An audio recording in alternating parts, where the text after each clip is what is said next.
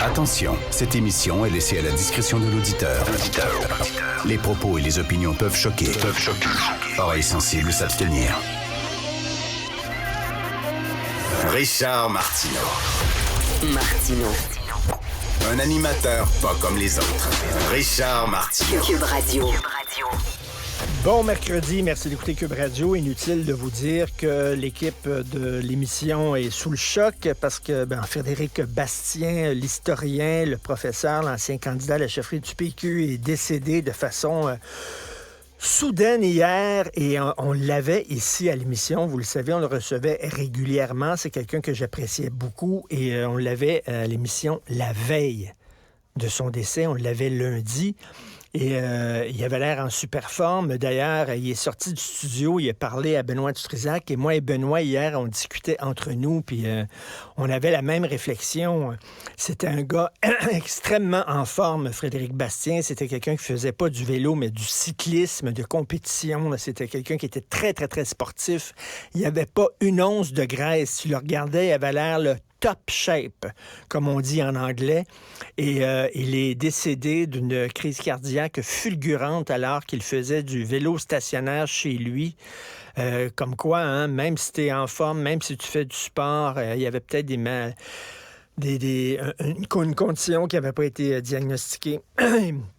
Il est malheureusement décédé de façon soudaine. C'était toute une nouvelle hier sur les médias sociaux. Les gens discutaient beaucoup. C'était un ami personnel, c'est quelqu'un que je connaissais bien, qui venait souper à la maison. Je connaissais son épouse, donc c'est vraiment une lourde perte, je trouve, pour le milieu, le monde intellectuel du Québec, qu'on soit d'accord ou pas avec ses idées. C'était quelqu'un qui avait pour mission de montrer aux Québécois, de leur montrer à quel point la Constitution était un carcan qui affaiblissait le Québec, qui étouffait le Québec et qui condamnait le Québec à une mort lente, mais inéluctable. C'était ça, et c'était pas un idéologue. Là, c'est quelqu'un qui était vraiment, là, qui arrivait avec des faits, qui faisait un job d'historien, de recherche.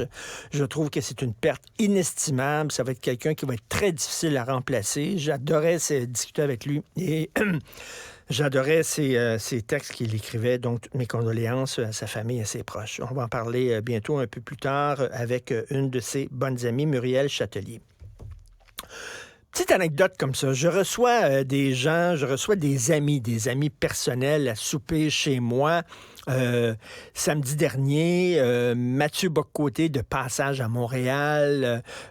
Donc, on a des amis communs. Il y a des gens que je connais, que Mathieu connaît. Fait que je disais à Mathieu, est-ce que t'aimerais ça qu'on les reçoive chez nous à la maison pour célébrer ton passage? Ça fait longtemps qu'on t'a pas vu. Il a dit oui. Donc, il y a un paquet de jeunes intellectuels, nationalistes, conservateurs qui ont publié des essais très intéressants, très importants. Des gens comme Alexis Tétrault, des gens comme Rémi Villemur, comme Philippe Lorange, hein, des gens qu'on reçoit ici de temps en temps à l'émission, bref, qui étaient chez moi. Je prends une photo et pour souligner le travail de ces jeunes-là, c'est des jeunes dans la vingtaine qui sont brillants, des intellectuels et tout ça, qui font avancer le Québec, je trouve, moi.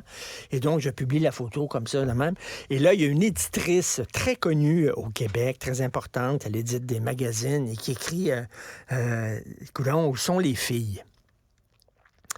Et là, je capote parce que je dis, attends une minute, là, les quotas s'appliquent aussi dans notre vie personnelle. C'était pas un souper professionnel. C'est pas comme si, mettons, j'étais à Cube et je décide de faire une réunion de l'équipe de Cube et j'invite que des gars, puis j'invite pas les filles de l'émission. Là, c'est certain que tu peux poser la question, non, où sont les filles, tu sais?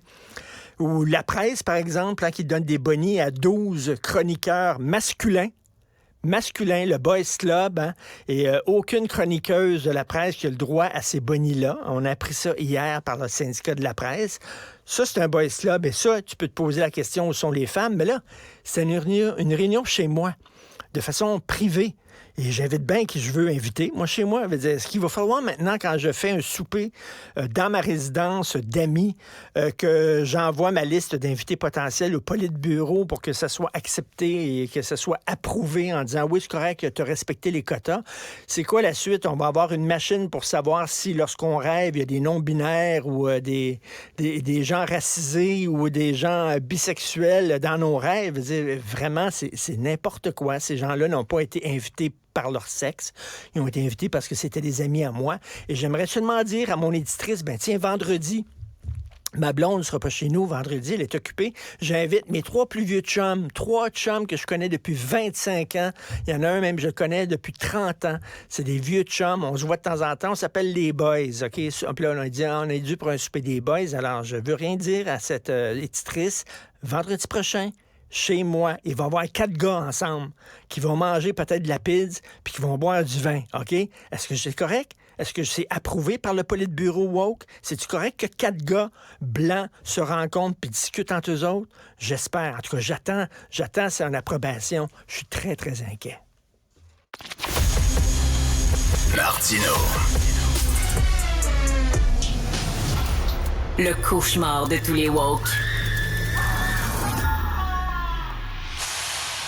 Muriel Châtelier est une fille que j'aime beaucoup, très courageuse, une citoyenne engagée dans l'Association des Québécois unis contre le racialisme. Hier, elle a écrit un texte qui me fait verser des larmes. Elle a écrit un texte très touchant sur son ami Frédéric Bastien. Elle est avec nous. Salut Muriel. Bonjour, Richard. Écoute, tu sais, quand ça commençait à circuler, puis on s'envoyait des messages, les gens, puis tout ça, c'était difficile à croire que Frédéric était plus là. Hein? Oui, c'est très difficile à